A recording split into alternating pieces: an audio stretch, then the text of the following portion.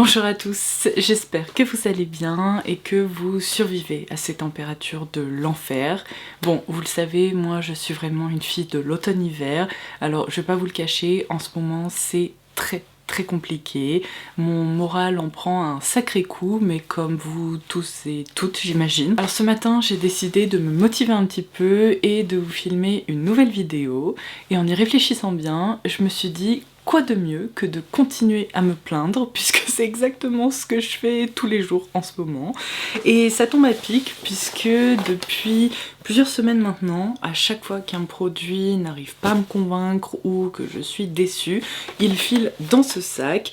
Et comme vous pouvez le voir, il commence à être bien rempli. Je pense qu'il y a facilement une vingtaine de références là-dedans. Donc il faut qu'on en parle. Bon, vous le savez déjà, mais tout au long de l'année, j'adore vous parler de tous ces produits qui m'impressionnent et dont j'adore me servir au quotidien.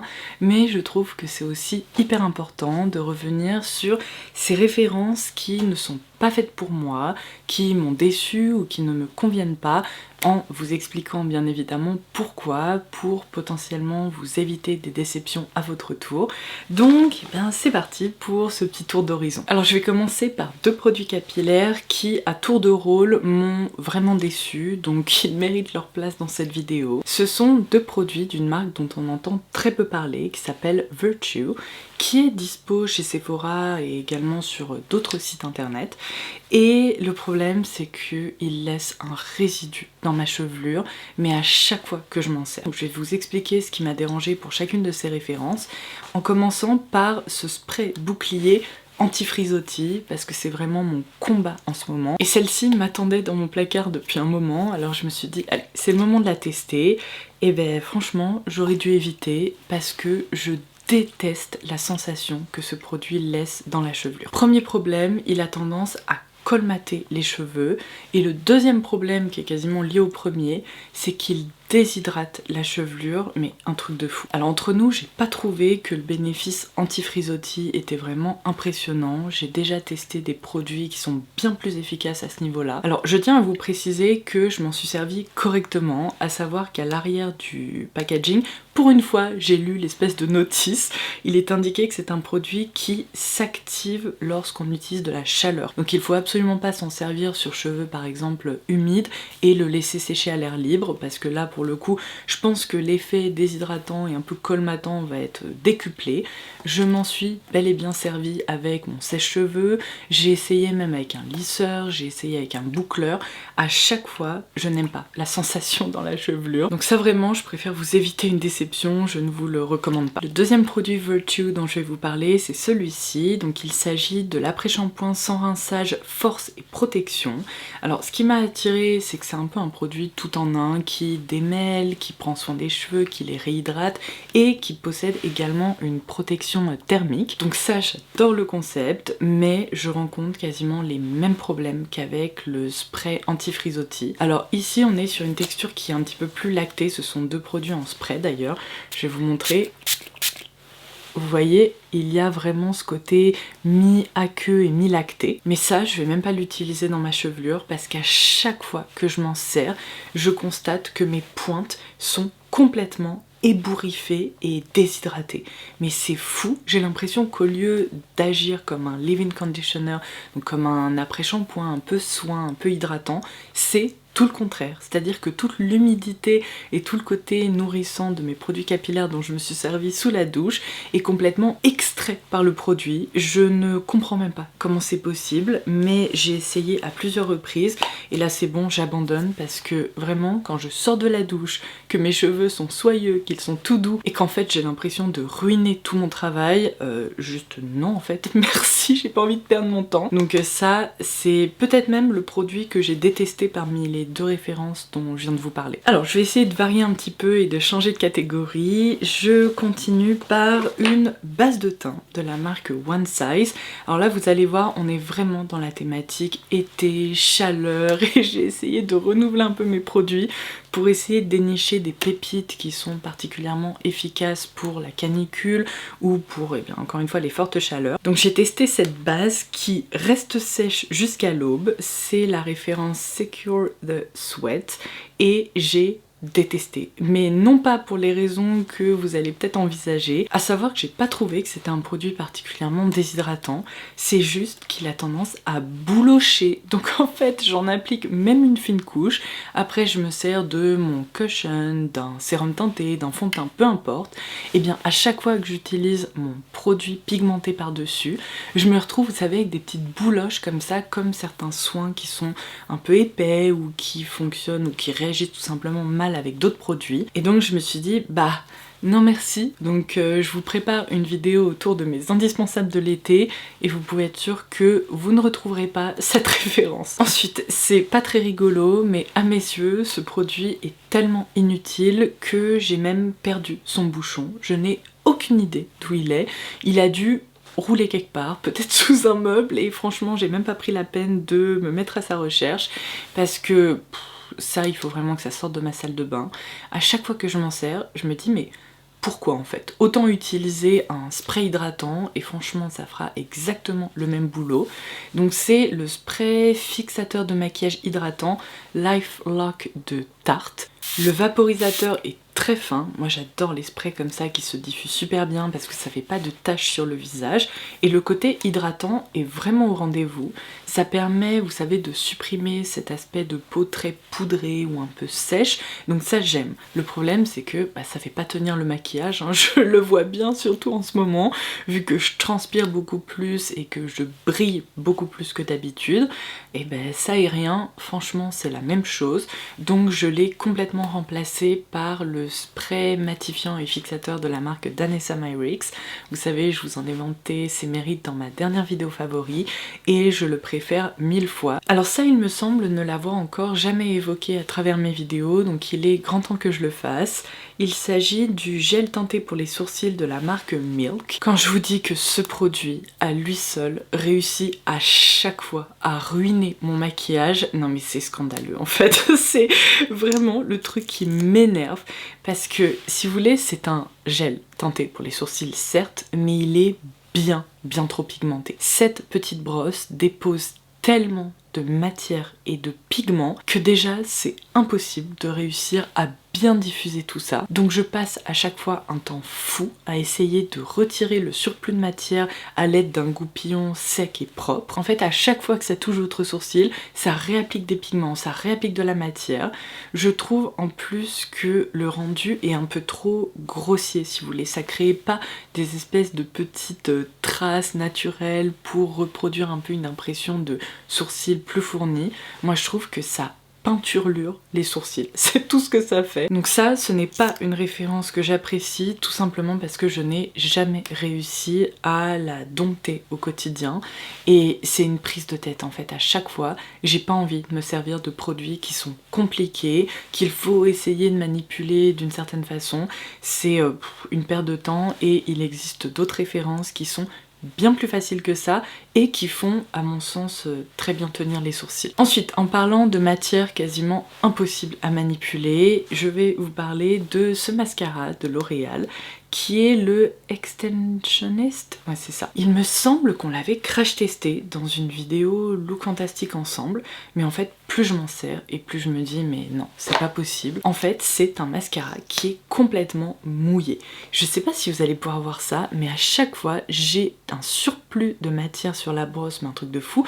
Même là, j'ai du mal à observer les picots, tellement la matière s'agglutine en fait à certains endroits. C'est mouillé. Donc quand on l'applique, déjà le risque de faire des taches sur la paupière ou sur la peau est bien plus important parce que la matière vraiment elle se transfère très facilement, et en plus j'ai l'impression qu'il prend énormément de temps à sécher, sachant que cette texture n'est pas assez consistante, un peu sèche presque sur les bords, et bien il n'arrive pas à tenir la courbure. Donc en fait vous appliquez une pâte, enfin même pas une pâte quoi, presque du liquide qui reste humide, qui prend du temps à sécher, et les cils en fait ça les rend très raplapla, donc c'est vraiment pas une texture qui est faite pour moi. Donc si vous l'appréciez, n'hésitez pas à le dire en commentaire s'il a réussi à vous convaincre.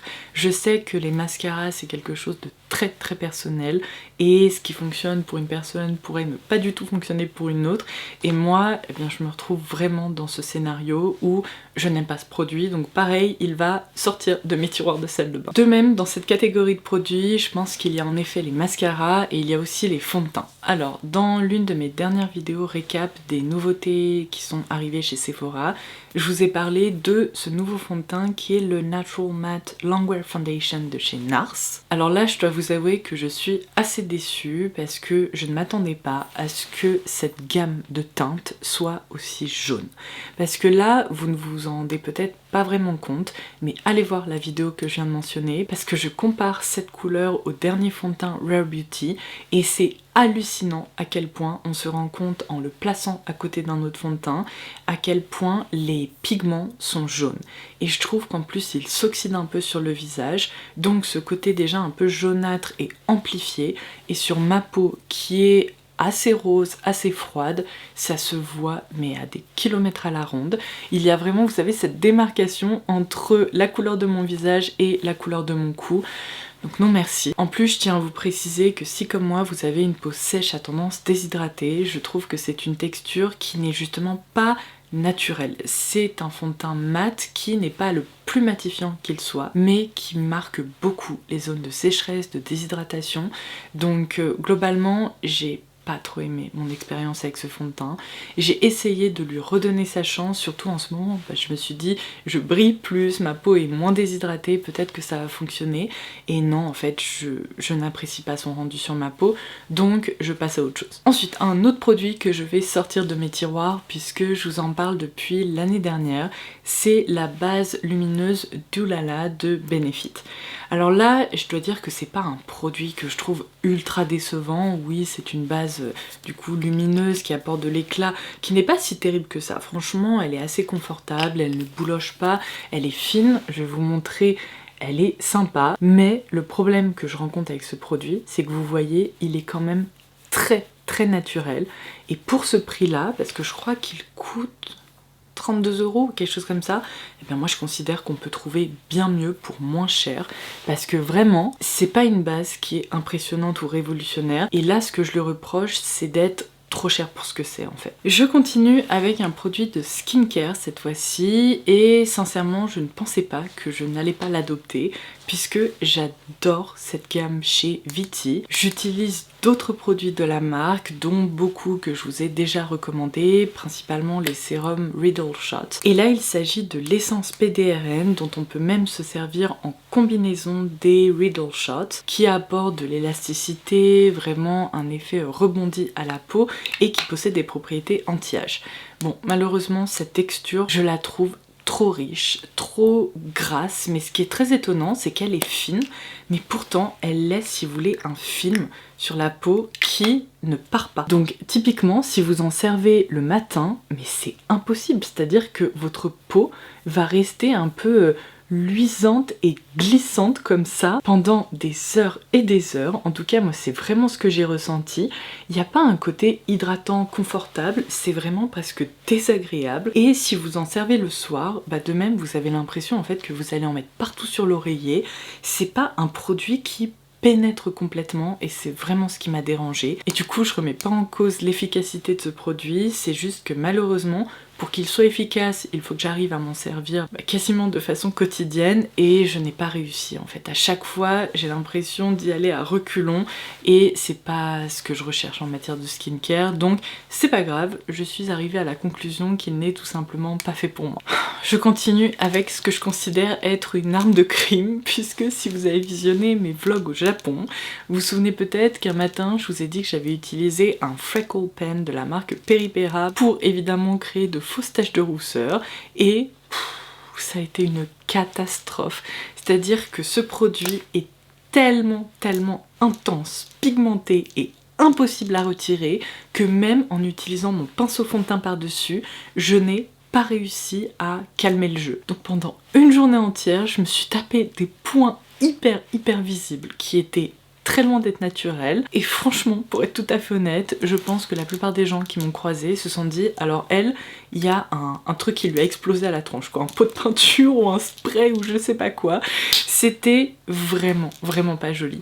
Vous savez, généralement les feutres comme ça pour créer des taches de rousseur, quand on les applique au bout du doigt ou même parfois sur le visage et qu'on tapote, on arrive à vraiment estomper les pigments, les rendre plus légers, jouer sur la transparence et créer un peu un effet diffus qui justement ressemble aux taches de rousseur. Et avec ça, impossible, c'est-à-dire qu'à peine il touche votre peau, c'est un marqueur, ça reste là, donc vraiment j'abandonne. J'ai déjà passé une journée entière avec ça sur le visage et j'ai trouvé que c'était déjà trop. Alors ça, j'ai promis que j'allais vous en reparler. C'est un shampoing sec dont le format est très bien pensé. Ça se présente justement sous forme de poudre comme ça, et quand vous le retournez, vous avez du produit, si vous voulez, qui s'applique. Cette poudre est censée absorber justement les excès de sébum et redonner à votre chevelure à la fois un côté plus volumineux et plus propre. Bon, alors oui, sur le côté qui absorbe le sébum.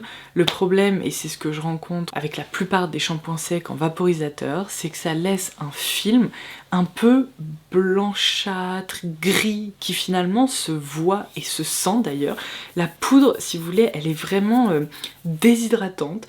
Donc je déteste cette sensation parce que moi personnellement je préfère encore prendre le temps de me laver les cheveux plutôt que de me retrouver avec certes des cheveux qui sont plus gras mais qui en même temps sont bizarre quoi, vraiment étrange. Il y a une sensation qui est très dérangeante je trouve, et ce qui me dérange encore plus c'est ce filtre qui se voit beaucoup sur des cheveux qui sont plus foncés comme les miens. À ce jour j'ai toujours deux shampoings secs préférés, celui de Marianela et le K18 qui est liquide. Ce sont vraiment les deux références que je vous recommande les yeux fermés parce qu'elles fonctionnent très bien et je ne rencontre pas ni à la fois de problème de sensorialité ni de problème d'efficacité. Bon, alors lui, j'ai décidé de me rendre à l'évidence, il va sortir de ma collection parce que ça fait déjà plusieurs fois que je vous en parle, que je vous dis que je n'aime pas son rendu sur la peau. Donc là, c'est le All Hours Hyper Luminized de Yves Saint Laurent Beauté dans la teinte 01 et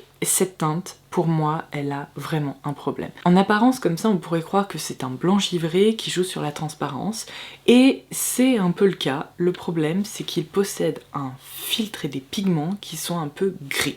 Donc à chaque fois que je m'en sers, j'ai une barre ici, grise, qui se voit vraiment, qui est hyper terne. Et pour moi, cet highlighter fonctionne uniquement lorsque je me place vraiment d'une certaine manière pour que les pigments arrivent justement à réfléchir la lumière. Mais quand je me place vraiment de face, ou même je pense pour certaines personnes qui sont, je sais pas, à proximité, ils doivent observer cette barre qui est très étrange.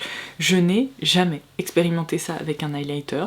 Alors autant des barres un peu jaunes, orangées ou colorées, ça évidemment j'en ai déjà constaté, mais des barres un peu grises qui manquent en fait, je sais pas, de pigments ou qui jouent pas suffisamment sur la transparence, ça ne m'est jamais arrivé. Donc avec ce produit, j'ai décidé de jeter l'éponge parce que ça me dérange beaucoup. J'ai l'impression de m'être très mal maquillée et c'est dommage parce que c'est l'un des rares produits Yves Saint Laurent dans cette nouvelle collection, la matelassée et tout, que je n'arrive pas à adopter et à utiliser. Ensuite de même, je jette l'éponge avec cette huile capillaire Kérastase. Je ne comprends pas comment on a pu autant en entendre parler parce que moi j'adore les huiles capillaires, j'en ai déjà testé plein et je trouve qu'il y en a des dizaines qui sont bien mieux que ça, qui sont plus efficaces, qui offrent en effet beaucoup de souplesse aux cheveux, un effet un peu miroir très lumineux et qui sont très agréables d'utilisation.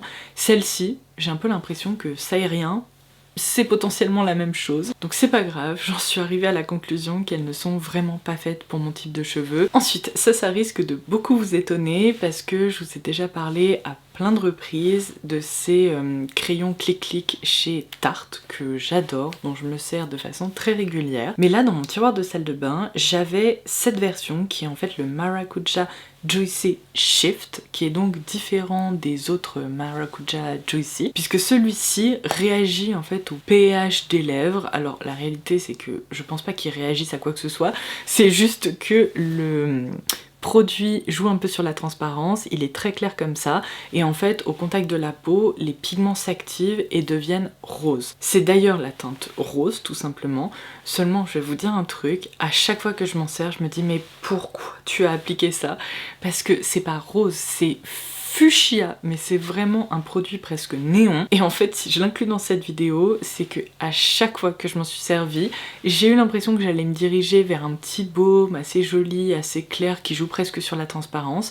Et à chaque fois, j'ai été surprise par ce shift qui est justement très très intense, très rose, très fuchsia. Et c'était rarement le résultat que je souhaitais obtenir. Et donc je me suis dit, oh bon, là ça suffit, je le sors de mon tiroir parce que j'en ai marre de me faire avoir à chaque fois. En fait j'avais tendance à oublier qu'il changeait de couleur et c'est pas le genre de produit que j'apprécie. J'aime bien quand ils deviennent un peu mauve ou quand c'est une couleur justement un peu mutée, je trouve ça très joli. En K-Beauty on arrive à trouver des produits comme ça, mais lorsque c'est un shift vraiment très néon, très flashy, je pense que vous l'avez constaté, mais c'est pas vraiment le genre de couleur vers lesquelles je me tourne au quotidien. Donc ça, bah j'aime pas, tout simplement, je m'en sers pas. Ensuite, on s'approche peu à peu de la fin, mais je voulais inclure ce stick, alors qui est assez particulier, en fait c'est un blush lighter, c'est-à-dire que c'est un blush stick dans lequel il y a une partie highlighter au centre comme ça, qui est proposée par la marque Nude Sticks. Alors c'est donc la teinte Pink Ice, et en fait celui-ci je le trouve presque un petit peu trop émollient, vous voyez, il glisse vraiment comme ça.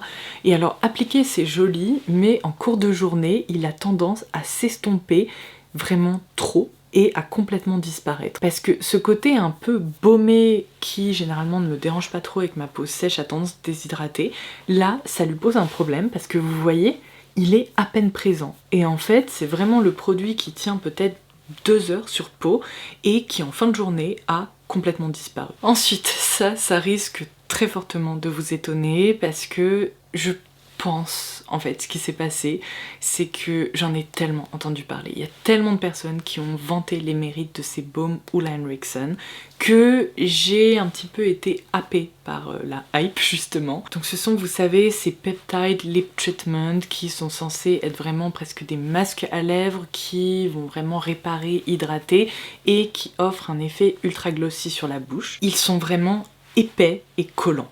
Et en fait, le côté collant a fini par un peu me rebuter parce que à chaque fois que je les applique, je les trouve super jolis, je me dis waouh, c'est glossy, c'est galbé, c'est hyper sympa. Et en fait, au bout de quelques heures, à chaque fois, j'ai l'impression que ma bouche devient un peu pâteuse et que la texture crée un peu de résistance au niveau de mes lèvres. En tout cas, c'est vraiment, si vous voulez, une texture où vous vous dites ah non, il faut surtout pas que mes cheveux se mettent dedans parce que ça reste collé. C'est pas ultra confortable au quotidien. Alors à force de m'en servir et de les glisser dans mes sacs à main, eh bien je me suis rendu compte que je préfère 1000 fois en avoir un de la marque Summer Fridays où l'effet glossy est tout aussi présent et pourtant la texture est bien plus fine, elle est enveloppante sans être collante. Donc c'est pas vraiment que c'est un flop, c'est juste que si ces produits vous intéressent, gardez en tête qu'ils sont ultra collants. Et à choisir, je vous mets mon top là à l'écran. Je préfère ceux de Summer Fridays, j'adore ceux de la marque Glow Recipe dont on parle très peu et qui sont excellents, ainsi que ceux de La Neige. Alors ça c'est plus un masque liquide qui a un baume glossy, mais bon en tout cas ceux-là je les préfère. Même ceux de La Neige sont moins collants que ceux-là. Ceux-là c'est vraiment une texture... Je pense que j'ai été assez claire. Et enfin, je vais terminer par un highlighter. Alors cette fois-ci à petit prix, c'est un produit de drugstore, mais qui n'a malheureusement pas réussi à me convaincre. C'est la gamme des Multitasker de chez Rimmel. Et alors ce qui est très particulier, c'est que je n'aime pas les highlighters. Par contre, les blushs comme ça un peu pigmentés, ceux-là, franchement je les aime bien, je continue de m'en servir. Mais le problème que j'ai rencontré avec les highlighters, c'est que si vous comptez vous en servir en tant que base, avant même de vous maquiller, franchement foncez, parce qu'ils font de l'excellent boulot et ils permettent d'ajouter un joli éclat naturel en dessous de vos produits teints. Par contre, si vous comptez vous en servir vraiment comme d'un highlighter, par-dessus votre fond de teint, etc. Et bien là, j'ai constaté qu'il marque quasiment à chaque fois. En fait, je pense que vous pouvez le voir, mais la texture a un peu tendance à se déphaser comme ça. Et le problème, c'est que ça réagit assez mal sur la plupart des produits crème. Alors ce n'est pas le cas à chaque fois, mais quand vous l'appliquez, vous jouez un peu à la tombola, à savoir que vous ne savez pas si il va en effet créer des petits patch et un peu déphaser les matières crème que vous avez appliquées en dessous. Et si vous avez déjà appliqué de la poudre, ah ben là c'est quasiment immédiat, ça crée un effet de texture, ça marque vachement la texture de la peau, les pores, et ça a du mal en fait à se mélanger avec d'autres produits. Et j'ai l'impression qu'il y a toujours une catastrophe imminente qui va pointer le bout de son nez, et j'en ai un peu marre, si vous voulez, de me poser la question à chaque fois, d'essayer de me souvenir avec quel produit il réagit bien, avec quel produit il réagit mal, etc. Donc il existe mieux, je dirais, dans cette formule. Et voilà, mon petit sac est complètement vide. J'espère que cette vidéo vous aura plu, qu'elle aura pu vous être utile. Si vous aussi, vous avez testé des produits récemment qui vous ont déçu ou que vous n'avez pas réussi à adopter, n'hésitez pas à nous en faire part en commentaire ci-dessous. Évidemment, j'adore vous lire et je sais que ça peut toujours être utile pour toutes les personnes qui déroulent les commentaires. Sur ce, merci beaucoup d'avoir passé ce petit moment en ma compagnie. J'espère que cette vidéo vous aura plu.